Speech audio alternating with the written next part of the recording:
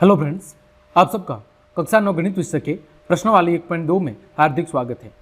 तो हमने आपके गणित विषय के प्रश्नवाली 1.1 को बहुत अच्छे से सॉल्व करा दिया है। इस क्लास में हम आपके प्रश्नवाली 1.2 को सॉल्व करेंगे। तो चलिए क्लास शुरू करते हैं। देखें, पहला प्रश्न आपके सामने दिया गया है कि नीचे दिए गए कथन सत्य है या असत्य, कारण के साथ अपने उत्तर दीजिए। हमारे सामने कुछ कथन दिए गए हैं, बताना है कि ये कथन सत्य है अथवा असत्य। तो पहला कथन है कि प्रत्येक अपरिमेय संख्या एक वास्तविक संख्या होती है। क्या दिया हुआ है कि प्रत्येक अपरिमेय संख्या एक वास्तविक संख्या होती है। तो बिल्कुल सही बात है, जितनी भी वास्तविक संख्या हैं वो सब परिमेय संख्या और अपरिमेय संख्याओं के संग्रह या योग से ही मिलकर बनी होती है। ठीक है, जितनी भी वास्तविक संख्या हैं वो परिमेय और अपरिमेय संख्याओं के संग्रह से ही मिलकर बनी होती है। तो पहले प्रश्न का उत्तर हम लिख देंगे सॉल्यूशन 1। क्या लिखेंगे? कथन कैसा है? कथन आपका सत्य है। कैसा है? सत्य। तो हम लिख देंगे सत्य। फिर कारण लिख देंगे क्योंकि। क्या लिखेंगे? क्योंकि सभी जो वास्तविक संख्या हैं वो परिमेय और अपरिमेय संख्याओं के संग्रह से ही बनती है। तो सत्य क्योंकि सभी परिमेय और अपरिमेय संख्याओं के संग्रह से ही वास्तविक संख्याएं बनती है। तो सभी परिमेय और अपरिमेय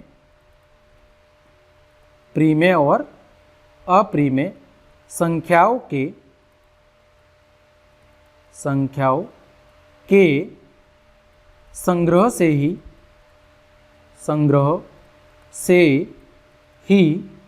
वास्तविक संख्या बनती है। ठीक है, सभी परिमेय और अपरिमेय संख्याओं के संग्रह से ही वास्तविक संख्याएं बनती है। वास्तविक संख्याएं बनती है। ठीक है, यानी कि वास्तविक संख्याओं में परिमेय और अपरिमेय संख्याएं सभी संख्याएं शामिल होती है। ठीक, दूसरा कथन है कि संख्या रेखा का प्रत्येक बिंदु अंडरवुड m के रूप का होता है, जहां m एक प्राकृत संख्या है। क्या बोल रहा है कि संख्या रेखा का जो प्रत्येक बिंदु है वो क्या अंडरवुड m के रूप का होता है, जहां m एक प्राकृत संख्या है। तो संख्या रेखा का जो प्रत्येक बिंदु है वो वर्गमूल की संख्या नहीं होती है, यानी ये कथन कैसा है? असत्य है। तो इसका कारण लिख देंगे, लिखेंगे पहले कथन कैसा है? कथन आपका असत्य है। कैसा है? असत्य। ठीक है, अब हम क्या लिखेंगे? अब इसका हम कारण लिख देंगे, लिखेंगे क्योंकि जैसे उदाहरण के लिए हमने लिखा अंडरवुड 2 और अंडरवुड 3 के बीच में अनंत संख्या होती है। के बीच में अनंत संख्याएं होती है। अनंत संख्याएं होती है। ठीक है, जैसे उदाहरण के लिए हमने क्या देखा कि अंडरवुड 2 और अंडरवुड 3 इन दोनों के बीच में अनंत संख्या होती है, जो कि अंडरवुड m के रूप की नहीं होती है, जो कि आपके अंडरवुड m के रूप की नहीं होती है, के रूप की नहीं होती है। ठीक है, जहां m क्या है? जहां m आपकी कोई भी प्राकृत संख्या है। जहां m एक क्या है? m आपकी एक प्राकृत संख्या है। तो हमें यहाँ से क्या देखने को मिला कि संख्या रेखा पर जो प्रत्येक संख्या है वो अंडरवुड m यानी वर्गमूल की संख्या नहीं होती है। इसके अलावा भी कई सारी संख्याएं होती है। ठीक, आगे तीसरा कथन दिया हुआ है प्रत्येक वास्तविक संख्या एक अपरिमेय संख्या होती है। तो देखो, प्रत्येक जो अपरिमेय संख्या है वो तो वास्तविक संख्या होती है, लेकिन जो वास्तविक संख्या है वो परिमेय भी हो सकती है और अपरिमेय भी हो सकती है। अतः ये कथन कैसा है? ये कथन आपका असत्य है। ठीक है, तो हम लिख देंगे कि ये कथन कैसा है? ये कथन भी आपका असत्य है। कैसा है? असत्य, क्योंकि वास्तविक संख्याओं के अंदर परिमेय और अपरिमेय दोनों शामिल होती है, न कि केवल आपकी अपरिमेय। तो लिख देंगे कि ये कथन भी कैसा है? आपका असत्य है। ठीक है, क्योंकि वास्तविक संख्याओं में परिमेय संख्याएं भी होती है। लिखेंगे क्योंकि वास्तविक संख्याओं में परिमेय संख्याएं भी शामिल होती है। वास्तविक संख्याओं में परिमेय संख्याएं भी होती है। तो वास्तविक संख्याओं में परिमेय संख्याएं भी होती है। परिमेय संख्याएं भी होती है। ठीक है, ये हो गया इसका कारण। तो आपको कथन सत्य असत्य बताना था और साथ ही साथ कारण बताना था। तो ये था आपका प्रश्न संख्या 1। आगे बढ़ते हैं। प्रश्न संख्या 2 दिया हुआ है, क्या सभी धनात्मक पूर्णांक, धनात्मक पूर्णांक का मतलब है 1 से लेके अनंत तक। भाई पूर्णांक संख्या प्लस और माइनस दोनों में होती है, तो यहाँ पर दिया हुआ है धनात्मक पूर्णांक यानी कि 1 से लेकर अनंत तक के वर्गमूल अपरिमेय होते हैं। क्या सभी धनात्मक पूर्णांकों के वर्गमूल अपरिमेय होते हैं? तो ये कथन तो बिल्कुल गलत है। यदि नहीं तो एक ऐसी संख्या का के वर्गमूल का उदाहरण दीजिए जो कि परिमेय है। तो देखो सॉल्यूशन, हम क्या लिखेंगे? ये कथन क्या है? ये कथन असत्य है। तो हम लिखेंगे कि जो सभी धनात्मक पूर्णांक है उनके वर्गमूल अपरिमेय नहीं होते हैं। तो हम लिखेंगे सभी धनात्मक पूर्णांकों के वर्गमूल, सभी धनात्मक पूर्णांकों के वर्गमूल अपरिमेय नहीं होते हैं। ठीक है, सभी धनात्मक पूर्णांकों के वर्गमूल अपरिमेय नहीं होते हैं। जैसे उदाहरण के लिए हमने देखा, जैसे उदाहरण हम लिख सकते हैं जैसे कि अंडरवुड 4। अब अंडरवुड 4 का वर्गमूल क्या होगा? 2, जो क्या है? जो आपकी एक परिमेय संख्या है। जो एक कौन सी संख्या है? जो आपकी एक परिमेय संख्या है। ठीक है, तो जितनी भी धनात्मक पूर्णांक संख्या हैं उनके जो वर्गमूल हैं वो अपरिमेय नहीं होते हैं। तो ये कथन आपका गलत था। अगला प्रश्न है हमारा प्रश्न संख्या 3। दिखाइए कि संख्या रेखा पर अंडरवुड 5 को किस प्रकार निरूपित किया जा सकता है। हमें क्या करना है? हमें संख्या रेखा पर अंडरवुड 5 को दर्शाना है। तो देखें, यहाँ पर हमने एक त्रिभुज बनाया है, इसका नाम मैं कुछ भी दे देता हूँ, ए, बी और सी। ठीक है, अब देखो हमें क्या करना है? अंडरवुड 5 को संख्या रेखा पर दर्शाना है। तो ये कैसे हो सकता है? ये कब कितना हो? ये हो जाए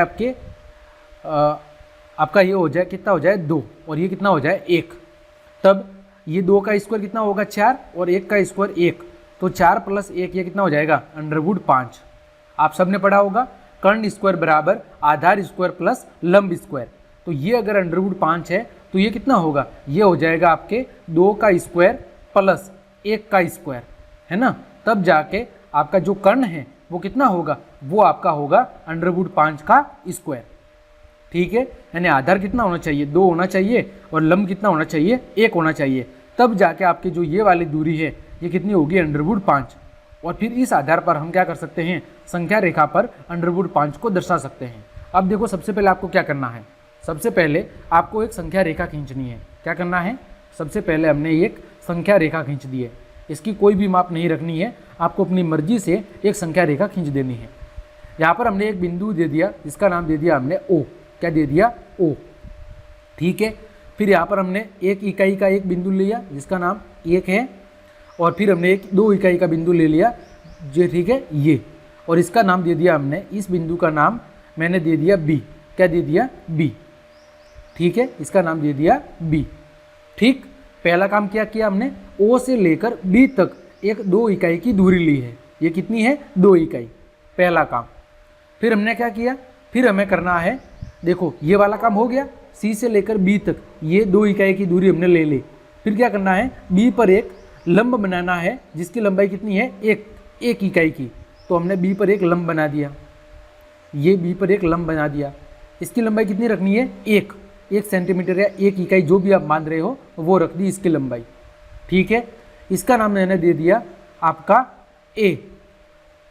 ठीक है, आप चाहे तो कितना भी लंबा बना सकते हैं, लेकिन यहाँ पर जो चाप कटेगा वो कितना कटेगा? वो आपके कटेगा 1 सेंटीमीटर का। ठीक है, यानी 1 इकाई का। फिर हमें क्या करना है? फिर हमें इस O को A से मिला देना है। क्या करना है? ओ को ए से मिला देना है। ठीक है, अब देखो ये कितनी दूरी थी, ये ओ बी, ये दूरी है आपकी 2 इकाई, और आपकी ए बी या बी ए ये कितनी दूरी है 1, तो ये वाली दूरी कितनी हो जाएगी √5। लेकिन हमें तो संख्या रेखा पे दर्शानी है, तो हम क्या करेंगे, संख्या रेखा पर दर्शाने के लिए हम ओ से लेकर ए तक, कितना, ओ से लेकर ए तक एक छाप खोलेंगे। ठीक है, और प्रकार की सहायता से यहाँ पर एक छाप लगा देंगे। क्या करेंगे, एक छाप लगा देंगे, ऐसे, है ना, ये भाई पेन से तो ऐसे आएगा। अब यहाँ पर एक छाप लगा देंगे, तो फिर यहाँ पर जो ये बिंदु है जहाँ पर संख्या रेखा टच होगी, उस वाले बिंदु का मान होगा आपका √5। क्या होगा, √5, यानी ओ से लेकर आपका जो बिंदु ये मैंने दे दिया सी, कौन सा बिंदु दे दिया, सी, इसकी जो ये दूरी है ओ सी, ये ओ सी दूरी कितनी होगी, ये होगी √5। ठीक है, देखो हमने क्या किया है, इसको मैं यहाँ पर लिख के समझा देता हूँ ताकि आपको अच्छे से समझ में आ जाए। सबसे पहले स्टेप फर्स्ट, यानी पहला चरण, पहले चरण में हमने क्या किया, पहले चरण में हमने ओ से लेकर बी तक 2 इकाई की क्या ली है, दूरी ली है। तो हम सर स्टेप पहले में हमने क्या लिया, ओ से 2 इकाई की दूरी ली, ओ से 2 इकाई की दूरी। ठीक है, ओ से 2 इकाई की दूरी लेकर उसका नाम क्या अंकित किया, उसका नाम बिंदु बी लिया। ओ से 2 इकाई की दूरी लेकर बिंदु बी अंकित किया। ठीक है, बिंदु बी हमने क्या किया, अंकित किया, यानी ओ बिंदु से हमने 2 इकाई की दूरी ली और उसका नाम क्या दिया, बिंदु बी दिया। ठीक है, पहला काम। फिर स्टेप नंबर 2, स्टेप नंबर 2 में हमने क्या किया, फिर हमने बिंदु बी पर 1 इकाई का एक लंब बनाया। क्या किया, 1 इकाई का एक लंब बनाया। ठीक है, फिर बिंदु बी से ए बी एक लंब बनाया। क्या बनाया, ए बी एक लंब, लंब मतलब 90 डिग्री के कोण की रचना, सीधी एक रेखा खींच दी, एक लंब बनाया। ठीक है, जिसकी लंबाई कितनी है, जिसकी लंबाई 1 इकाई है, जिसकी लंबाई कितनी है, 1 इकाई, जिसकी लंबाई 1 इकाई है, कितनी है, 1 इकाई। ठीक है, ये हमने 1 इकाई का एक लंब बना दिया, इसकी दूरी कितनी है, 1। फिर हमने तीसरा स्टेप हमने क्या किया, ए को ओ से मिलाया। क्या किया, बिंदु ए को ओ से मिला दिया, बिंदु ए को ओ से मिलाया, बिंदु ए को ओ से मिला दिया। ठीक है, इस प्रकार इसकी दूरी कितनी होगी, ओ ए की दूरी कितनी होगी, √5। तो हम कहेंगे इस प्रकार आपके ओ ए है, ओ ए की जो लंबाई है वो कितनी होगी, वो होगी आपकी √5। ये मैंने पहले यहाँ से चित्र से समझा दिया है। तो ओ ए की लंबाई कितनी होगी, इस प्रकार ओ ए की लंबाई √5 होगी।